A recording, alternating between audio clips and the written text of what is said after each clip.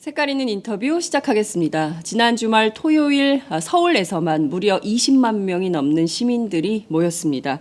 이 자리에서 국민들은 한결같이 외쳤습니다. 박근혜 대통령이 하야해야 한다, 이런 주장인데요. 오마이TV도 현장 생중계를 통해서 생생하게 그 현장 보내드린 바 있습니다. 그렇지만 박근혜 대통령은 전혀 미동조차 하지 않는다, 이렇게 말씀을 좀 드려야 될까요? 조만간 국회를 찾아서 여야 대표를 만나서 책임 총리를 공식화할 예정이다, 그런 방침이다, 이런 보도까지 나온 상황인데요. 관련해서 정치권 입장을 좀 들어보도록 하겠습니다. 노회찬 정의당 대표, 원내대표 전화로 연결하겠습니다. 대표님 나와 계신가요? 네, 안녕하십니까. 네, 오랜만에 뵙겠습니다.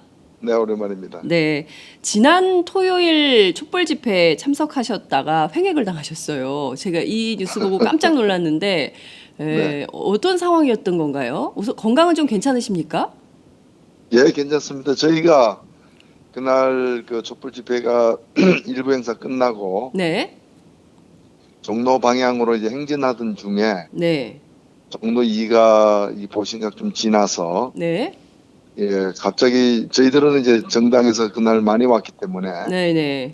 한 1,200명이 와서 이제 따로 대호를 짜서 플래카드 들고 가던 중에 그 플래카드 앞으로 갑자기 이제 어떤 분이 난입을 했는데 그 생선의 칼을 들고 있었어요.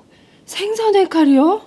예, 예, 아주 그만 25cm, 30cm 가량에. 예, 그래서 저 굉장히 놀랐었죠. 근데 예, 뭐 그때 주변에 있던 시민들이 이렇게 예. 제압을 해가지고 어허. 일단은 뭐 그 119가 와서 그걸로 넘겼습니다. 아유, 큰일 날 뻔하셨네요. 지금 뭐 예, 저희 뭐 예, 아마 나라가 어지럽다 보니까 이렇게 격한 마음에서 이렇게 술도 많이 드신 상태였던 것 같고요. 그런 것 같습니다. 그렇군요. 정의당 의원단을 타깃으로 한 거다, 이렇게 볼 수 있을까요? 아니면 그냥 그 무차별적으로 그냥 그 집회 그냥 이제 여러 가지 뭐 예, 그 경찰 조사에서 네, 그 저희들 대호 앞으로 난입하기 전에 그 시민들과도 이렇게 네, 시민들에게도 이렇게 행진하지 마라, 시위하지 마라, 뭐 이렇게 하면서 아하, 시비가 있었대요. 네, 예, 그렇군요. 그렇기 때문에 뭐 특별한 어떤 특정한 정치적인 어떤 목적 하에 움직인 것 같지는 않고요. 네, 네, 그런 것 같습니다. 그렇군요. 아유, 여하튼 천만다행입니다. 예. 그, 토요일 날 저도 나갔습니다만 광화문 광장에 그렇게 많은 시민들이 모이기는 2008년 미국산 쇠고기 촛불 집회 이후 처음이다. 아니다. 2002년 한일 월드컵 응원전 이후 처음이다. 뭐 이런 얘기들까지도 좀 나오고 있습니다. 대표님, 현장에서 현장 분위기, 시민들의 목소리 어떻게 들으셨습니까? 네, 깜짝 놀랐습니다, 사실은. 저는 그 일주일 전 집회도 나갔었거든요. 네네. 전개광장에서 첫 촛불 집회에서도 제가 나가서 연설도 하고 했는데 네. 그때도 생각보다 많이 모여서 놀랐는데 그때 한 10배 이상 이렇게 오신 것 같아요. 네. 예, 그래서 그리고 촛불 집회 때도 그 광화문 내거리를 넘어서지는 못했거든요. 네.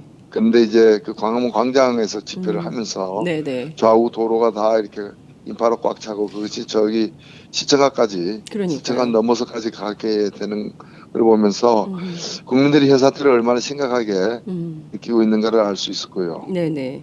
또 하나 특이한 점은 제가 그 끝나고 이렇게 SNS에 올라온 글들 보니까 오늘 집회 참 재밌었다는 소감 밝힌 사람이 많았어요. 정말 재밌었어요.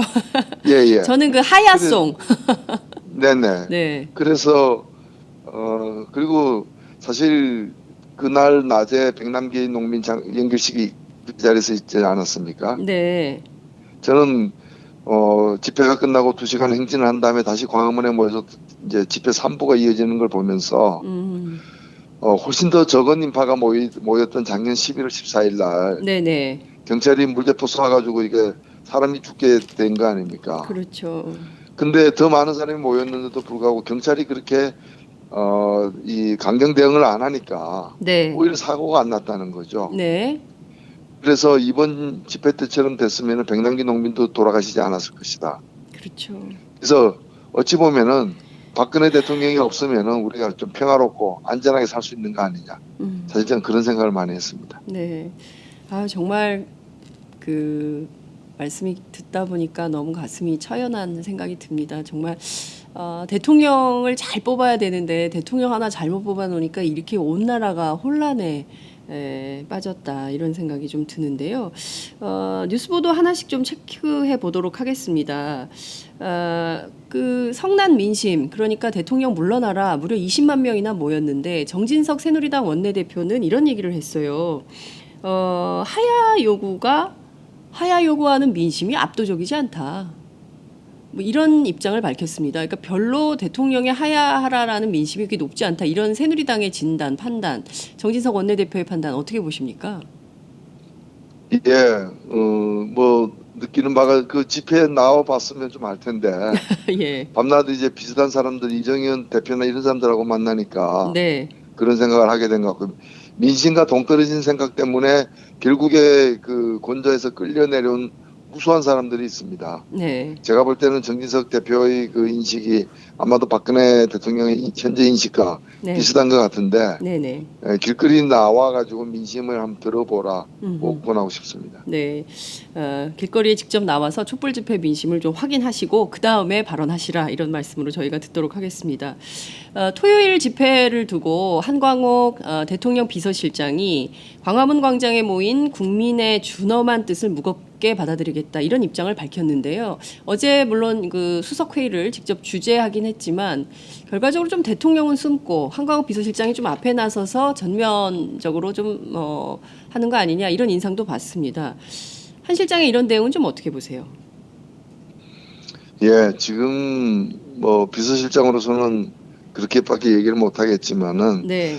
지금 뭐 비서실장 교체해가지고 대통령이 또 그를 통해서 몇 가지 현재까지 내놓은 수습책으로 수습될 수 있는 상황이 아니에요. 아닌 것이고 네. 지난주에 그 국회 운영위원회에 네. 그 한강호 실장이 처음 이렇게 예결위 회의 예산 결산 다루는 회의에 나왔는데요. 네네. 이 상황을 수습할 어떤 확신과 자신감도 전혀 없어 보였고요. 아 그렇습니까? 네. 예. 도대체 어찌 보면은 대신 어떻게 뭐 이렇게 하면서 뛰어내리려고 하는 건지는 모르겠는데, 네. 예, 그 도저히 지금과 같은 본인도 어쩔 줄 몰라는 그런 상황이었어요. 한광욱 실장 본인도 이 상황을 어떻게 수습해야 되는지 견적이 안 나온다 이런 느낌을 받으셨다는 네네, 거죠. 그렇습니다. 예. 예. 자, 언론 보도에 따르면 박근혜 대통령은 조만간 책임 총리제를 공식화할 예정이라고 합니다. 그러니까 이번 주 안에 뭔가 지난주는 뭐 사과 국면이었다면 이번 주에는 뭔가 일을 하는 국면을 만들겠다라는 게 이제 청와대 발로 나온 뉴스들인데요. 조만간 여야 대표를 직접 만나서 김병준 총리 내정자에 대한 인준을 요구할 걸로 보이기도 합니다. 청와대와 박근혜 대통령이 이런 스텝을 밟는 거에 대해서는 좀 어떻게 보십니까? 뭐 제가 볼 때는 대통령이 지금 네. 이 상황에서 김병준 내정자의 악의 완장을 몇 개를 채워준다고 해서 네. 전혀 달라질 일이 없습니다. 만일 그렇게 해서 김병준 총리를 어떻게든 야당이 수용하게 만들 수 있다고 판단한다면 네. 그야말로 대통령이 지금 이 자기 행위의 결과를 판단 못하는 예측 못하는 그런 심각한 상황에 놓여 있다고 보여지고요. 네. 저는 그건 아니라고 봅니다. 결국에 김병준 카드는 처음부터 네. 받아들일 수 없다는 걸 알면서도 내세웠다고 저는 보고요. 왜 그런 결국에 지금 상황에서 예. 김병준 누구를 내세워도 그런 일방적인 어떤 통보식 국무총리 임명은 네네. 여수여당 국회에서는 뭐 통과 안 될 게 뻔한 사실인데도 네네. 불구하고 좀 모양새 있게 그 전 정부 참여정부 출신 사람을 내세우는 식으로 해가지고 밀어붙인 거는 결국에는 제가 볼 때 시간 끌기라고 생각됩니다. 예, 지금 인사청문 요구안을 갖다가 이번 주 안에 내놓을지도 의문이지만 네. 만약 국회에 내놓는다면 네. 김병준 총리를 고집한다면 그 인사청문 요구안을 내놓아야 되거든요. 네네. 국회에. 네. 국회에 내놓으면 이제 20일 내에 처리를 해야 됩니다. 네. 그리고 그게 부결되든 20일 내에 처리되지 않든 여하튼 김병준 카드는 20일 후에 없어지는 거죠.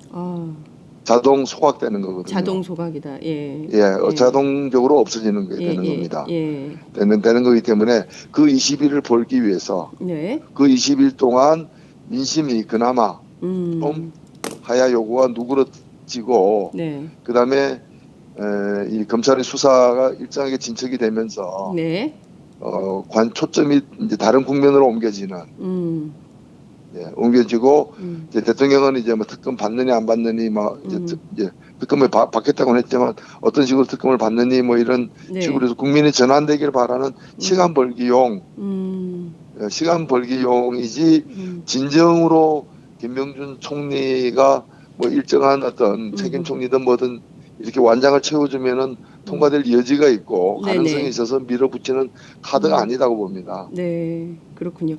자, 그 노회찬 대표께서는 20일 안에 자동 소각될 카드다, 김병준 카드는. 그런데 이제 어제 둘째 따님 결혼식을 했더라고요, 김병준 네. 총리 내정자가. 근데 그 자리에서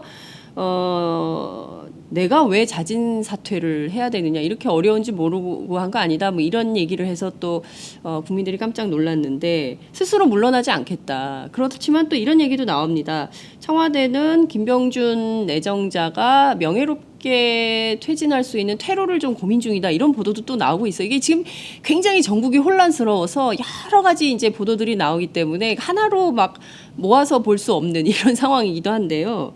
김병준 총리가 좀 네. 어떻게 하는 게 좋겠습니까? 예. 예. 지금은 내정을 명예를 따질 때가 아니죠. 아하. 내정된 것 자체가 최대 불명예인데 불명예를 자청해놓고 네. 거기서 무슨 명예로운 또 이 퇴진을 예. 요구하면 지금 사실은 내정만 됐을 뿐이지 네. 임명된 것도 아니기 때문에 퇴진도 아니고요. 예. 예. 그리고 저는 참 안타깝습니다. 그러니까 그 지난번 백남기 농민 그 진단서 발부한 의사처럼 네. 세상이 다 물대포로 의한 사망이라고 하는데 혼자서 병사라고 주장하는 것처럼 예. 똑같은 이제 그 어떤 편협한 지식인의 어떤 그런 이 자기 독선적 주관에 빠져 있는 상황이죠. 예. 편협한 지식인의 독선적 주관일 뿐이다. 아무도 인정하지 않는데 혼자만 총리 내정자라고 생각한다, 이런 거라는 거죠. 그러니까 사인이 병사라고 얘기하는 의사나 네. 이제 뭐 책임 총리로서 이렇게 역할을 할 수 있다고 믿는 사람이랑 똑같은 유형의 분들이라는 거죠. 그렇군요. 자, 청와대가 주말 사이 굉장히 큰 고심을 하는 눈치입니다. 특히 이제 지난 주말 촛불 집회에 굉장히 많은 시민들이 하야 함성을 외쳤고, 아마 제 생각에는 그 현장의 목소리가 청와대로 들리지 않았을까, 이런 생각이 좀 드는데요. 예컨대 박근혜 대통령이 직접 국회를 찾아와서 여야 대표를 만나거나 아니면 야당을 찾아와서 읍소하는 그림을 만들려고 한다면, 청와대 측이, 그러면 국민들의 마음도 좀 흔들리고 이러지 않을까요? 좀 불쌍한 대통령 이미지, 이런 것도 좀 만들어지지 않을까 싶은데, 만약에 그런 방식으로 일주일이 지난다면 상황은 어떻게 될 거라고 보십니까? 예, 지금 잘 봐야 될 것이 대통령이 두 번 사과했지 않습니까? 그렇습니다. 근데 사과할 때마다 항의하는 인파가 더 늘어나지 않습니까? 예, 그렇습니다. 지지율도 더 떨어지지 않습니까? 예. 그러니까 잘못된 대응을 하게 되면 안 한 것보다 못한 결과가 나온다는 게 입증되고 있습니다. 네. 제가 볼 때는 그 뭐 우리 말에 보면 죽을 꾀를 낸다는 말이 있습니다. 살 꾀를 내야 되는데 꾀를 낸다는 게 결국에는 자기 무덤을 파는 더 깊게 파는 꼴이 되는 경우를 이루는 건데요. 네. 지금 대통령이 해야 될 일은 그런 그림 만들기가 아니고 진정성 있는 사과와 사죄와 그 결과로서의 이선 후퇴입니다. 그래서 지금 우리나라에서 선출된 권력은 대통령하고 국회밖에 없지 않습니까? 네. 그렇다면은 그리고 총리 지명권은 국회 동의 없이는 임명하지 못하고 있는 거고 네. 국회는 이미 지난 4월부터 요소해야 될 국회입니다. 그렇다면은 총리 지명을 국회에 완전히 넘겨야 됩니다. 그리고 새로 뽑힌 총리가 사실상 그 내정을 갖다가 책임지는 총리로서 역할을 해야 되는 거고요. 네. 근데 그 총리가 1년 4개월씩 가기가 어렵기 때문에 네네. 저는 그 총리가 대통령에게 건의하고 대통령이 그 건의를 받아들여서 네. 그 건의를 받아들여서 대통령이 질서 있는 그리고 책임 있는 퇴진 프로그램을 내놔야 된다고 봅니다. 저는 내년 4월 총선을 내년 4월에 네. 조기 대선하는 걸 목표로 해서 예.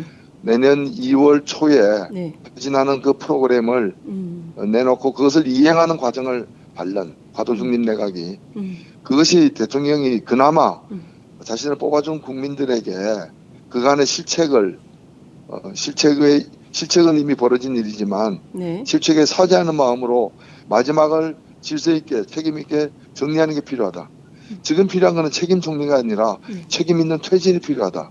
그렇게 생각합니다. 네, 지금 필요한 것은 책임 총리가 아니라 책임 있는 퇴진이 필요하다. 실제 오늘 조간 보도를 종합해 보니까 보수적인 언론인 조선일보, 중앙일보조차도 박근혜 대통령의 이선 후퇴와 함께 내치를 정말 국회가 임명하는, 국회가 인준하는 총리로 내각을 꾸려야 한다, 이런 주장을 하고 있습니다.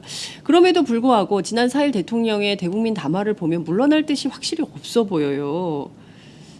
대통령이 계속 이 권력을 놓지 않겠다고 하면 이후 상황은 10배 더 늘어날까요? 이번 주 집회에 어떻게 보십니까?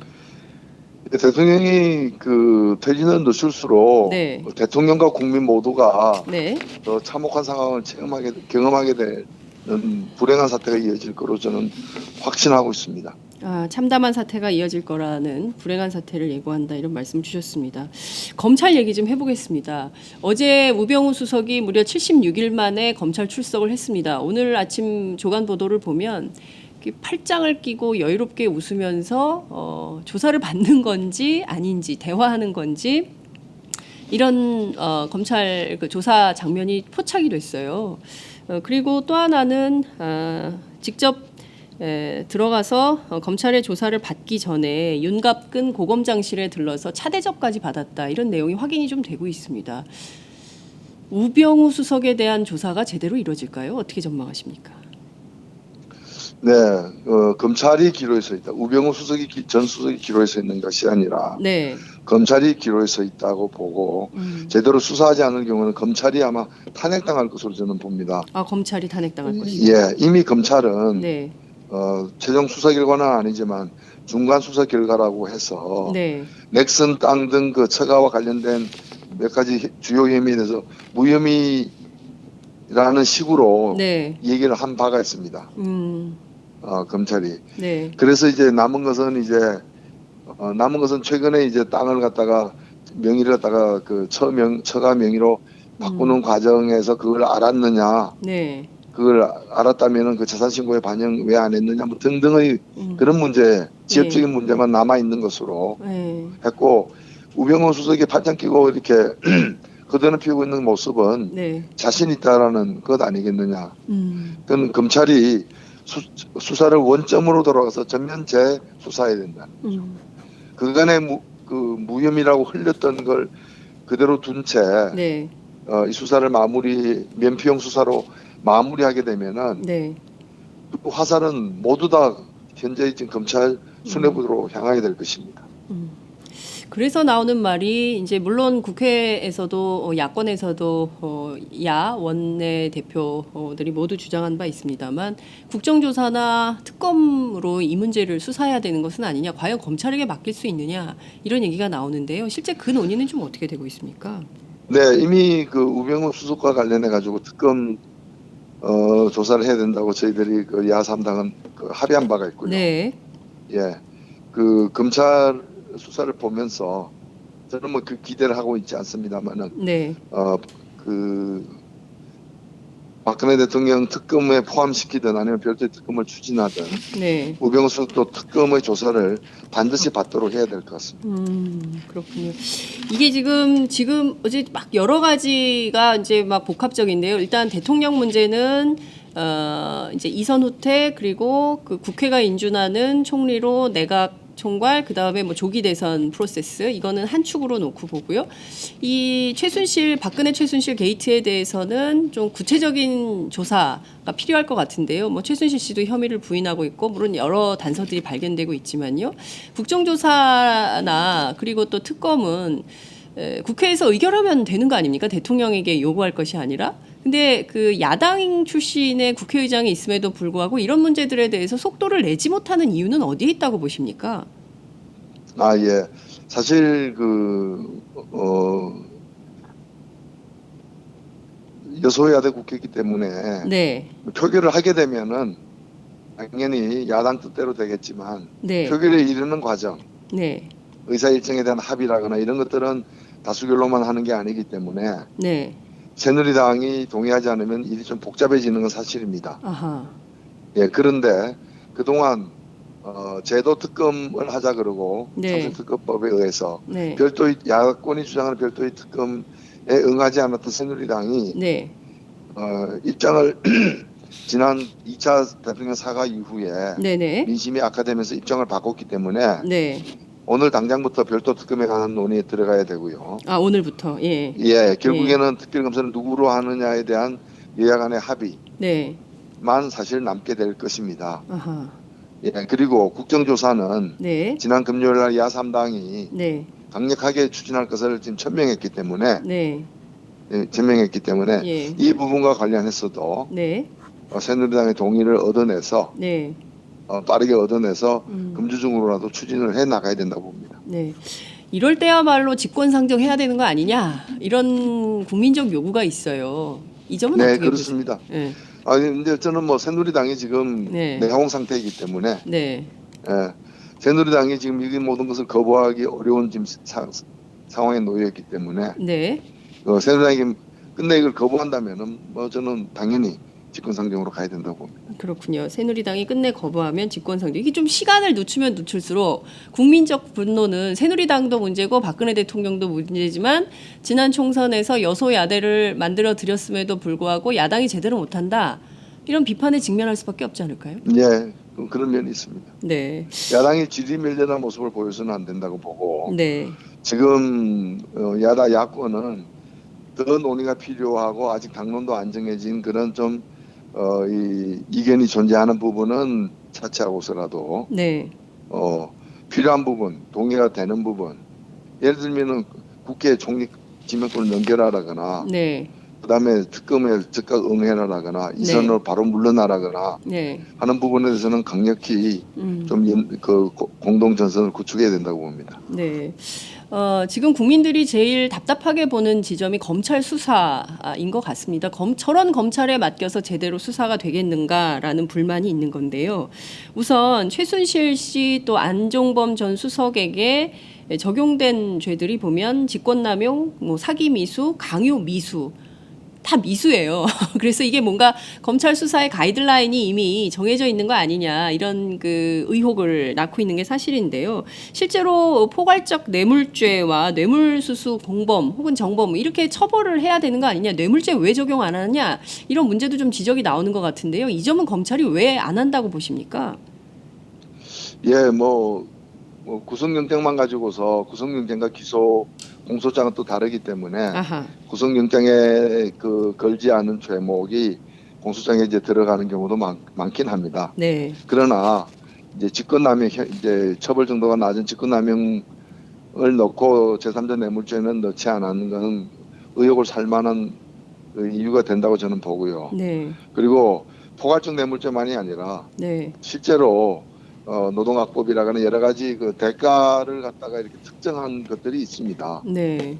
부정거슬건도 그렇고. 그렇죠. 그리고 대통령 같은 경우는 직접 국회 미르재단에 출범하는 날, 네. 그러니까 미르재단에 대한 입금이 완료되고 미르재단에 출범하는 10월 27일 날 국회와가 시정연설을 통해 가지고 네. 정경련이 그 직전에 수건 사업으로 이렇게 제기한 네. 이른바 노동 5대 입법 네. 추진 네. 천명 이런 거는 맞아요. 그 명백한 이 대가 있는 뇌물로 이 재단 설립을 봐야 된다고 저는 생각하거든요. 네네. 예, 그리고 그 이외에도 음. 외교나 국방과 관련된 국가안보와 관련된 기밀 누설죄가 네. 여러 건이 지금 적용될 수 그렇습니다. 있습니다. 예. 그리고 누가 예. 대통령 허가 없이 예. 대통령 문고리 3인방 비서가 정호성 비서가 그 연설문을 갖다가 내줬겠습니까? 그리고 대통령은 이미 자신의 연설문을 갖다가 집권 초기에는 최순실 씨가 고치도록 했다라고 그렇죠. 본인이 시인한 바가 있지 않습니까? 맞습니다. 예, 그러니까 그 연장선에서 일이 이루어졌다고 100% 우리가 장담할 수 있는데 네. 이거야말로 기밀누설죄가 되는 것이고 이와 연관해서도 대통령이 책임져야 되는 거거든요. 네. 예, 그렇기 때문에 저는 검찰이 그동안에 2개월이나 이 사건을 방치해두고 있다가 이제 와서 네. 제대로 수사할 가능성이 있다고 보지는 않습니다. 네. 이건 특검을 통해 가지고 제대로 네. 수사를 해야죠. 어찌 보자면 박근혜 대통령이 이번 주에 책임 총리를 공식화할 게 아니라 책임지고 검찰 조사를 받아야 되는 거 아닌가라는 생각이 좀 드는데 그 점은 어떻게 보세요? 대통령 수사 언제부터 시작돼야 된다고 보십니까? 예, 저는 대통령을 자신이 임명한 그 검찰들이 지금 또 검찰총장이 제대로 수사할까 의문이고요. 네. 일단 대통령은 언제든지 검찰이 부르면 나는 가서 수사를 받겠다. 사실 대통령이 정말 진정으로 수사받을 의지가 있다면 네. 대통령이 갖고 있는 대포폰 다 내놔야 됩니다. 아, 대통령에게 대포폰이 있다. 이렇게 보세요? 예, 당연하죠. 어. 안종범 청와대 수석이 국회 운영위원회에서 예. 대포폰 전화 휴대폰 몇 개 갖고 있냐 물었더니 2개 갖고 있다 얘기했어요. 예, 안종범. 이번에 그 집을 압수수색 당하면서 침실에서 4개가 나왔거든요. 네. 최순실은 10여 개를 갖고 있다고 했어요. 네. 그리고 최순실 씨 쪽에서 네. 자신들이 만든 대포폰을 대통령에 건넸다는 또 그런 얘기도 있습니다. 음. 그걸 받아가지고 또 그쪽 라인끼리 사용하는. 네. 그래서 예. 대통령이 정말 진실을 고백할 자세가 돼 있다면 예. 가지고 있는 대포폰들부터 예. 그 휴대폰들부터 검찰에 제출해야 될 것이다 봅니다. 네, 그러니까요. 이 굉장히 그 박근혜 대통령의 대포폰을부터 압수수색을 검찰이 해야 된다 이런 말씀으로 네. 좀 들리는데요. 그럼요. 예, 그래야 그동안에 네, 그 국정농단한 그 통화의 내역들이 다 나올 거 아니겠습니까? 그렇죠. 근데 검찰이요, 우병우 수석 핸드폰도 여태까지 확보를 안 했다는 거예요. 핸드폰이 예, 예. 사실은 최근에는 핸드폰이 가장 중요한 수사의 단서가 되는 건데 그렇습니다. 정호성 비서관의 경우에는 최순실 씨하고 국정 논의한 내용이 담긴 휴대폰 이런 내용들이 검찰이 수사를 하고 있지만 우병우 수석은 휴대폰도 확보를 안 하고 대통령도 어떻게 될지 좀 지켜봐야 될 것 같다 이런 생각이 좀 듭니다. 저희가 지금 그 김병준 총리 내정자에 대해서는 얘기를 하고 있지만 함께 사실 인사청문 대상이기도 하고 이분은 또 어떻게 해야 되나 싶기도 한데 박승주 국민안전처 장관 내정자 이분이요. 지난 5월 도심 구판에 참석했다는 게 YTN 취재로 확인이 좀 됐다고 합니다. 그리고 또 하나 좀 주의해서 봐야 돼. 이게 지금 저희가 샤머니즘 이런 얘기가 계속 나오고, 물론 대통령은 본인이 사이비 종교하고 관련이 없다 이런 얘기를 했지만 47번이나 전생 체험을 했고 전봉준 장군을 자기가 만난 적도 있다. 이런 얘기를 했다는 거거든요. 이런 분 장관 자격이 있습니까? 어떻게 보십니까? 예, 국민 안전에 위협적인 인물이라고 생각합니다. 아, 국민 안전에 위협적인 인물이다. 그렇게 보시는 이유는 어떤 것 때문이죠? 아니, 그건 지금 말씀하신 대로 네. 예, 국민 안전 지금 전체 내각이 다 이렇게 교체가 돼야 되겠습니다만은 네. 국민안전처 굉장히 중요한 자리에 검증되지 않은 인물을 갖다가 네. 앉힌 것 자체가 지금 시국을 너무 안이하게 보는 게 아닌가 싶습니다. 네. 이게 지금 곳곳에 폭탄이 있는 것 같습니다. 제가 노회찬 대표님하고 인터뷰를 하는 동안 많은 시민들이 댓글로 응원도 주시고 댓글 참여도 해주고 계시는데요. 이런 의견이 있어요. 최봉한 님인데요. 수원에서 광화문 가는 버스 운전기사입니다. 버스 기사인 나도 박근혜 타도에 적극적으로 참여하고 있습니다.